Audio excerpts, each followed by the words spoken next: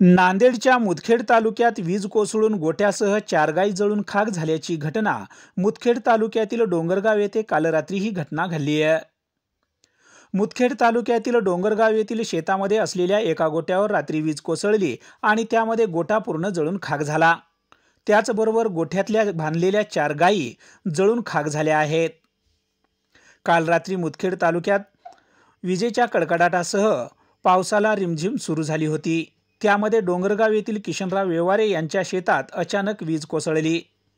यामध्ये शेतात असलेला गोठा, 4 गायी आणि 2 वासरे जळून खाक झाले।